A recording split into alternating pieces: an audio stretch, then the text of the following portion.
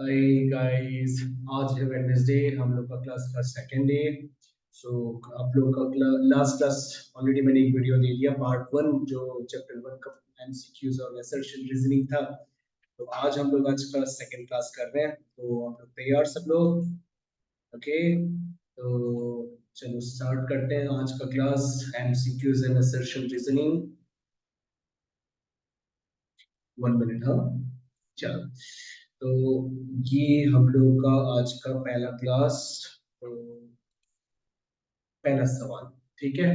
तो ये हमारा पहला सवाल। तो क्वेश्चन है, a number of the form p by q is said to be rational if p and q are integers, p and q are integers and q not equal 0, p and q are integers and p not equal 0। जो last वाला point है, p and q are integers and p not equal 0, q not equal 0। Okay, तो ये यहाँ पे actually आपको rational number के बारे में बता रहे हैं, ठीक है। Number of the form p by q, जो भी number p by q form में होता है उसे रैशनल नंबर बोला जाता है। अगर अगर यहाँ कुछ कंडीशंस दिया हुआ है, इनमें से कोई एक कंडीशन सही है, उस कंडीशन के पूरा होने पर ही हम इस p बाई q जैसे नंबर को रैशनल नंबर बोलेंगे। तो जैसे कि हमने लास्ट क्लास भी देखा था कि रैशनल नंबर का जो डेफिनेशन है वो है कि number one, anything which can be written in the form p by q। Second point है where q should not be zero. And third point है p and q are integers, p and q जो है वो integers है। And fourth point मैंने आप लोग को एक बताया था, वो है कि p and q जो है वो को प्राइम है, मतलब पी एन क्यू का एचसीएफ 1 है, को प्राइम का मीनिंग, ठीक है। अब मुझे देखना है कि ये इनमें से जो ये जो प्रॉपर्टीज है, ये मुझे कौन सा पॉइंट में मिलता है। तो फर्स्ट जो पॉइंट है पी एन क्यू और इंटीजर्स, इट्स ओके, ठीक है, ये वाला पॉइंट यहाँ मिलता है, ठीक है। अच्छा, अब ऑप्शन बी में क्या बोल रहा है, पी एन क्यू और इंटीजर्स क्यू नॉट इक्वल 0। हाँ, इसमें तो 2 पॉइंट मिल रहा है, राइट। सेकंड में 2 पॉइंट मिल रहा है। और नंबर सी में क्या बोल रहा है, पी नॉट इक्वल 0। हाँ, ये गलत है। पी नॉट इक्वल 0 प्रॉपर्टी में मौजूद ही नहीं है। हमें q नॉट इक्वल टू 0 बोला। q मतलब जो हम यहाँ पे p बाई q फॉर्म में लिखते हैं वो डिनोमिनेटर, डिनोमिनेटर को हम q बोलते हैं, उसे 0 नहीं होना चाहिए। इन्होंने बोला कि p 0 नहीं होना चाहिए, तो ये गलत है। एंड नंबर डी में p and q are integers, and यहाँ पर भी फिर से रिपीट कर रहे हैं कि p 0 नहीं होना चाहिए, तो ये गलत है। इसके वजह से गलत हो रहा है, p 0 नहीं होना चाहिए। p 0 हो सकता है, कोई दिक्कत नहीं, जैसे कि 0 0 को अगर आप p बाई क्यू फॉर्म में लिखो तो 0/1 या फिर 0/2 या फिर 0/3, ये सब, ये देखो ये सब p बाई क्यू है, तो p में तो 0 आ रहा है ना। p मतलब न्यूमरेटर, तो न्यूमरेटर में 0 आ सकता है, कोई दिक्कत नहीं है। तो इनका कहना है कि 0 नहीं आ सकता, इसलिए सी और डी कंप्लीटली गलत है। अब हमारा दो ऑप्शन सही है, ए एंड बी, बट इसमें सबसे अच्छा पॉइंट हमें सेलेक्ट करना होगा। तो सबसे अच्छा पॉइंट सेकंड वाला है, क्योंकि इसमें दो प्रॉपर्टी कवर, ओके। ये दो प्रॉपर्टी, नंबर 2 एंड नंबर 3, दो प्रॉपर्टीज में कवर हो रहा है, तो सबसे बेस्ट पॉइंट ऑप्शन बी है, ठीक है। तो ये आपका सही पॉइंट है, ऑप्शन बी, इसे आप टिक लगाओ, ओके। चलो next, move to the next question. कैसा लग रहा है, समझ में आ रहा है ना आप लोगों को? अगर ना समझ में आता है ना, तो आप लोग कमेंट में बोलो कि सर क्वेश्चन नंबर 1 समझ में नहीं आया, ठीक है। चलो अब हम लोग चलते next question. Question number the numerical expression 3/8 plus minus 5/7 equals minus 19/56। Okay, तो इन्होंने ये न्यूमेरिकल एक्सप्रेशन के बारे में यहाँ कुछ कंडीशन दिया, देखते हैं क्या लिखा है। तो ये जो न्यूमेरिकल एक्सप्रेशन है, ये क्या शो करता है, show that rational number are closed under addition, ठीक है। Rational number are not closed under addition, rational number are closed under multiplication, rational addition of rational number is not commutative। Okay, यहाँ पे ना एक चीज देखो, ये पूरा सम पे आप ध्यान दो, ये एडिशन का सम है। तो ऑप्शन सी को तो बिना सोचे समझे क्या आंसर, क्योंकि इन्होंने यहाँ पे किस चीज की बात की है, मल्टीप्लीकेशन, जबकि यहाँ पे क्या चल रहा है, एडिशन। तो ये तीन पे हम फोकस करेंगे, ए बी और डी, इन तीनों पे हम सही क्वेश्चन ढूंढेंगे। ऑप्शन सी तो पहले ही का आंसर, क्योंकि यहाँ बात हो रही है मल्टीप्लिकेशन। तो हमें देखना है ये जो न्यूमेरिकल एक्सप्रेशन है इसमें क्या आ रहा है। अभी देखो इन्होंने ये क्लोज्ड अंडर एडिशन बोला है और ये बोला नॉट क्लोज्ड अंडर एडिशन, ठीक है। तो और लास्ट पॉइंट क्या बोला, कम्यूटेटिव। ओके, ये कम्यूटेटिव प्रॉपर्टी को हम पहले समझते हैं, बाद में हम क्लोज पर आते हैं।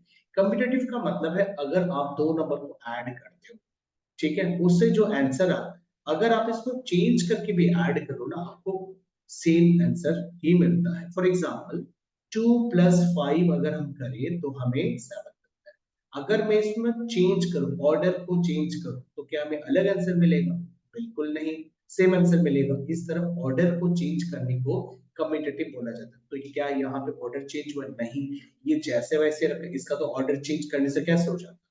-5/7 +3/8, ऐसा इन्होंने किया है क्या? कहीं नहीं किया। ऑर्डर तो इन्होंने चेंज नहीं किया, इस तरफ उल्टा नहीं किया, तो इसका ऑर्डर को इन्होंने चेंज नहीं किया। तो इसका मतलब यहाँ पे कम्यूटेटिव प्रॉपर्टी नहीं आ रहा है। तो अब इसका मतलब है ऑप्शन डी कैंसल, ठीक है। तो ऑप्शन डी कैंसल, क्योंकि ये कम्यूटेटिव प्रॉपर्टी नहीं है। कम्यूटेटिव प्रॉपर्टी मतलब ऑर्डर को चेंज करना, जो एडिशन या मल्टीप्लिकेशन आप करते हो उसको फ्लिप करके, ऑर्डर चेंज करके किया जाता है, उससे आंसर सेम आता है, जबकि यहाँ पे ऐसा कुछ नहीं। अब हमारे पास ऑप्शन बच जाता है ए और बी, तो हम इसे समझते हैं। अब यहाँ पे closed under addition and not closed under addition ऐसे बात हो रही है। अभी क्लोज्ड जो है क्लोजर प्रॉपर्टी बता रहे हैं।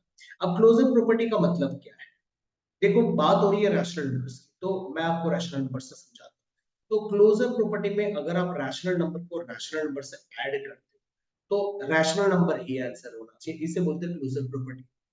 और तब रैशनल नंबर एडिशन में क्लोज्ड होता है। लेकिन अगर रैशनल नंबर और रैशनल नंबर ऐड करके रैशनल नंबर नहीं आता, इरेशनल नंबर आ जाता है, तब क्लोज नहीं होता, ठीक है। तो मतलब जिस टाइप का आप नंबर ले रहे हो, उसी आंसर उसी टाइप का होना चाहिए। आप अगर होल नंबर के साथ होल नंबर ऐड करते हो, तो आंसर होल नंबर आना चाहिए। आप इंटीजर के साथ इंटीजर ऐड करते हो, तो आंसर इंटीजर आना चाहिए। मैं आपको एग्जांपल सब समझाता हूं। मान लो -2 एक इंटीजर लिया, 5 एक इंटीजर लिया, आपने इसको ऐड किया, आपको 3 मिला। क्या 3 इंटीजर है? ऑफ कोर्स 3 इंटीजर है। तो तब हम बोलेंगे कि यहाँ जो इंटीजर है वो अंडर एडिशन क्लोज्ड हुआ है, ठीक है। अगर मान लो ऐसा होता कि मैं यहाँ पे एक होल नंबर लेता हूँ एंड मैं दूसरे होल नंबर से माइनस करता हूँ, ठीक है। और मेरे को क्या मिलता है? मैं क्या लिया? होल नंबर लिया, ये भी होल नंबर लिया और मैंने माइनस करा। और अब मुझे देखना आंसर क्या आ रहा है। आंसर आ रहा है -2। क्या ये होल नंबर है? बिल्कुल नहीं है, तो इंटीजर है। तो हम क्या बोलेंगे? ये सब्ट्रैक्शन जो है ये क्लोज्ड नहीं हुआ, मतलब whole numbers are not closed under subtraction. Same type का नंबर नहीं आने से not close, and same type का नंबर आने से क्लोज। तो हमें देखना है अभी इसमें क्या। ये देखो इन्होंने क्या बोला, ये रैशनल नंबर है। ये देखो बोला है rational numbers are closed under addition. ये रैशनल नंबर है, ये रैशनल नंबर है, ऐड कर दिया, ये आ गया। क्या ये रैशनल नंबर है? ऑफ कोर्स भाई, p/q फॉर्म में लिखा हुआ है, q नॉट इक्वल टू 0 है, p and q are integers है, तो है। तो कोई प्रॉब्लम नहीं है इसमें, ये भी रैशनल नंबर है। तो इसका मतलब है कि दो रैशनल नंबर को ऐड करके आपको रैशनल नंबर मिल रहा है, तो हम बोलेंगे रैशनल नंबर आर क्लोज्ड। अगर रैशनल नंबर से मिलकर रैशनल नंबर नहीं आता, इरेशनल आ जाता, तब बोलते नॉट क्लोज्ड। तो इसका मतलब ये तो रैशनल नंबर आ रहा है, तो हम बोलेंगे क्लोज्ड। इसलिए हमारा ऑप्शन ए इसका करेक्ट आंसर है। ये हमारा राइट आंसर है, इसे मार्क कर लो। ओके, आया ना समझ में? क्लोजर प्रॉपर्टी को अच्छी तरह से समझना। जिस टाइप के नंबर को कैलकुलेट करते हो, आंसर उस टाइप का आना चाहिए, तब क्लोज्ड बोलेंगे। और अगर उस टाइप का नहीं आता है, नॉट क्लोज्ड बोलेंगे, ठीक है। क्लियर ना? चलो अब हम लोग आगे बढ़ते हैं, नेक्स्ट क्वेश्चन पे चलते हैं। ये हमारा नेक्स्ट क्वेश्चन है, which of the following is not true? इसमें से कौन कौन सा ट्रू नहीं है?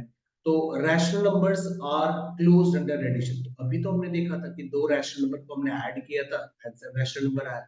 तो rational numbers are closed under addition, ये सही है। उसके बाद इन हमें नॉट ट्रू ढूंढना है, ठीक है, ट्रू वाला नहीं। तो हम देखेंगे कौन सा गलत है। पहला वाला तो सही है, rational number are closed under subtraction. तो हम दो रैशनल नंबर कोई भी सब्ट्रैक्ट करके देखते हैं, जैसे मान लो -1/2 लिया, ठीक है, और हमने कोई दूसरा रैशनल नंबर लिया -1/2, ठीक है। तो इसको सॉल्व करके हमें 0 मिल गया, तो 0 भी तो रैशनल नंबर होता है। तो यस, सब्ट्रैक्शन में भी कोई दिक्कत नहीं है, सब्ट्रैक्शन में भी क्लोज्ड हो रहा है, क्योंकि रैशनल नंबर के साथ रैशनल नंबर सब्ट्रैक्ट होने पर रैशनल नंबर ही बनता है। तो रैशनल नंबर सब्ट्रैक्शन में भी क्लोज्ड हो रहा है। मल्टीप्लिकेशन में करें, दो रैशनल नंबर अगर हम मल्टीप्लाई करें, मान लो 0 के साथ ही कर देते हैं, तो 0 ही तो आता है। किसी के साथ भी दो रैशनल नंबर मल्टीप्लाई कर से रैशनल नंबर ही बनता है, तो इसका मतलब है मल्टीप्लिकेशन भी क्लोज्ड हो रहा है रैशनल नंबर। अब डिवीजन की बात करते हैं, अगर मैं कोई रैशनल नंबर को 0 से डिवाइड करूं, तो फिर ये नॉट डिवाइड हो जाता है, क्योंकि हम कभी भी 0 से डिवाइड नहीं कर सकते। ठीक है, जैसे मान लो बोला ना कि भाई किसी भी नंबर को 0 से क्यों p by q फॉर्म में लिखे तो q नॉट इक्वल टू 0, ऐसा बोला है ना। डिवाइजर, डिनोमिनेटर मतलब डिवाइजर, डिवाइजर कभी 0 नहीं होना चाहिए। डिनोमिनेटर जैसे 0 नहीं होता, वैसे डिवाइजर भी 0 नहीं होता। ये तो डिवाइजर है, तो डिवाइजर कभी 0 नहीं होना चाहिए। आप जैसे 0 से ना किसी भी नंबर को, मान लो ये 24 है, 0 से डिवाइड नहीं कर सकते, दैट इज नॉट डिफाइंड। तो फिर या सॉरी ये जो है, इसमें मैंने डिवाइजर में क्या लिया, 0 लिया, तो किसी भी नंबर को मैं 0 से डिवाइड नहीं कर सकता। जैसे कोई भी नंबर हो, उसको आप 0 से डिवाइड नहीं कर सकते, हम इसे बोलेंगे नॉट डिफाइंड। ओके, ये पॉसिबल नहीं है, ये डिफाइंड नहीं है, ये सही नहीं है, इसका आंसर एग्जिस्ट नहीं करता है। तो इसका मतलब रैशनल नंबर डिवीजन में क्लोज नहीं होता है, लेकिन इन्होंने क्या बोला, क्लोज्ड होता है, तो इनकी बात नहीं होता, एक्चुअली नहीं होता है। तो इसका मतलब ये ऑप्शन गलत है, हमें गलत वाला ही ढूंढना था, हमें नॉट ट्रू ढूंढना था। रैशनल नंबर डिवीजन में क्लोज नहीं होता, क्योंकि हम 0 से डिवाइड नहीं कर पा रहे, क्योंकि 0 भी रैशनल नंबर है, माइनस हाफ भी रैशनल नंबर है। दो रैशनल नंबर को डिवाइड किया बट आंसर नहीं निकला, मतलब रैशनल नंबर नहीं निकला। तो क्लोजर प्रॉपर्टी में जिस टाइप के नंबर ले तो उसी टाइप के नंबर आने चाहिए थे, मतलब रैशनल नंबर मिलके रैशनल नंबर ही आना चाहिए था, बट आया नहीं। समझ पा रहे हैं ना, आया नहीं सेम नंबर। तो इसका मतलब यहाँ पे रैशनल नंबर डिवीजन में क्लोज नहीं होता है। ऑप्शन बी आपका करेक्ट आंसर। Got it? आ रहा है ना समझ में? कमेंट में बताना, हाँ, अगर कोई भी दिक्कत हो आपको बता। चलो नेक्स्ट क्वेश्चन पे चलते हैं, क्वेश्चन नंबर 4 पे चलते हैं। ये है क्वेश्चन नंबर 4। क्वेश्चन नंबर 4 में देखते हैं क्या होता है।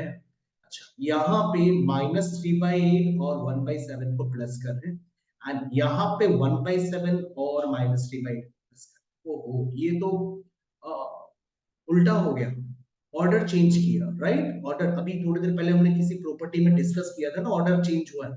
कौन सी प्रॉपर्टी थी? बताओ, कौन सी प्रॉपर्टी थी वो?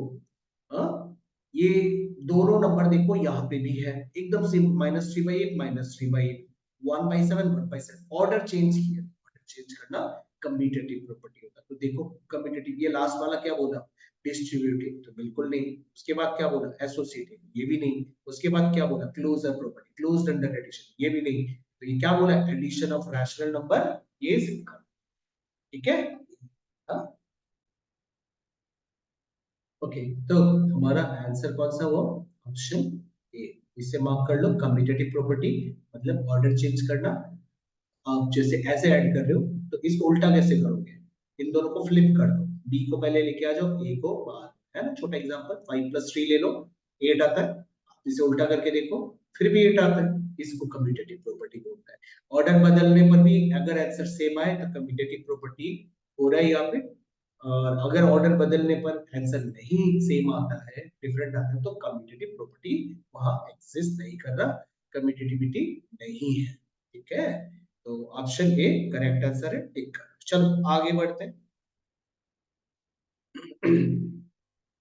चलो हमारा अगला सवाल, अगला सवाल है assertion एंड रीजनिंग। तो assertion में क्या है, natural numbers are closed under addition.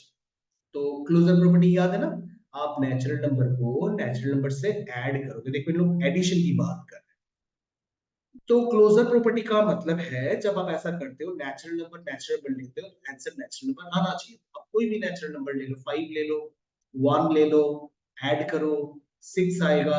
6 natural number है, यस ये ट्रू है। नेचुरल नंबर कोई भी ले लो, ऐड करो, आंसर नेचुरल नंबर आता है। उसके बाद देखो, ये तो ट्रू है, हाँ मार्क कर देती है, ट्रू है। और रैशनल, अब यहाँ पे बात हो रही है rational. Rational number is a number that is of the form p by q. p and q are integers, q not equal 0. ये तो rational number का properties हो गया. अभी डिस्कस किया था हमने. Rational number is a number which can be written in the form p by q, where p q not equal to 0. p and q are integers, p and q are co-prime, है ना. rational number की properties है. तो इन्होंने जो properties बोला एकदम सही बोला, है ना. ये तीन प्रॉपर्टी बताई इन्होंने, p by q वाला, इंटीजर वाला and q not equal to 0 वाला. तीनों प्रॉपर्टी इन्होंने सही बोला, ये भी ट्रू है. तो अब बात है क्या रीजन और असर्शन एक दूसरे से रिलेटेड है? तो बिल्कुल नहीं, क्योंकि रीजन बात कर रहा है रैशनल नंबर का और असर्शन में बात हो रहा है क्लोजर प्रॉपर्टी का. दोनों ही अलग अलग चीजों पे बात कर रहे हैं. हाँ, अपने अपने जगह दोनों सही है, लेकिन दोनों एक दूसरे से अलग अलग बात कर रहे हैं, तो ये सही नहीं है. हम देखते हैं कौन सा ऑप्शन है. जैसे पहला A for assertion, R for reason है. दोनों ट्रू है. यस, दोनों ट्रू है.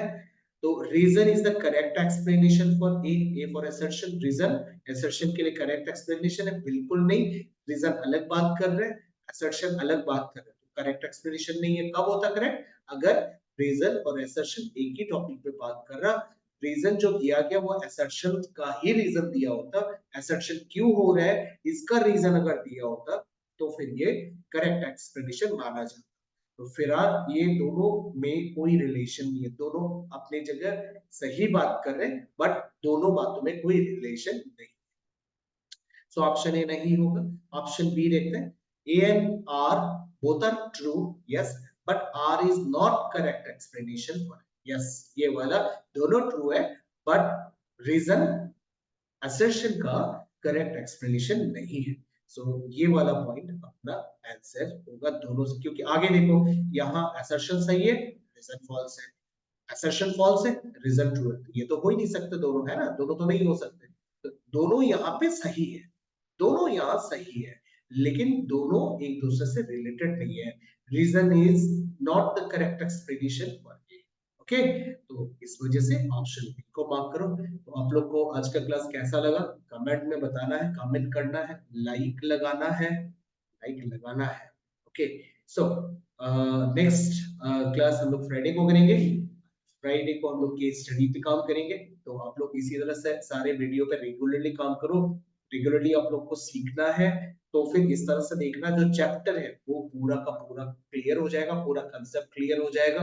आप लोग को उसके बाद भी अगर लगता है कि कुछ कुछ छूट गया, आपका चैप्टर क्लियर नहीं हुआ, आप लोग के पार्टिसिपेशन पे डिपेंड करेगा. मैं ये पूरा जो चैप्टर है उसकी आपके जो डाउट्स है वो सब मैं लास्ट में एक दिन ऑनलाइन लाइव क्लास लेके क्लियर करवा लूंगा. उससे पहले मैं आप लोग के पार्टिसिपेशन पे देख लूंगा कैसे आप लोग का पार्टिसिपेशन. अगर अच्छा रहा तो लाइव क्लास दूंगा, वरना ऐसे भी रिकॉर्डिंग क्लास चलती रहेगी. ओके, चलो मिलते हैं हम लोग फ्राइडे को. अगला क्लास फ्राइडे को होगा, इसी तरह से क्लास पे बने. Bye bye.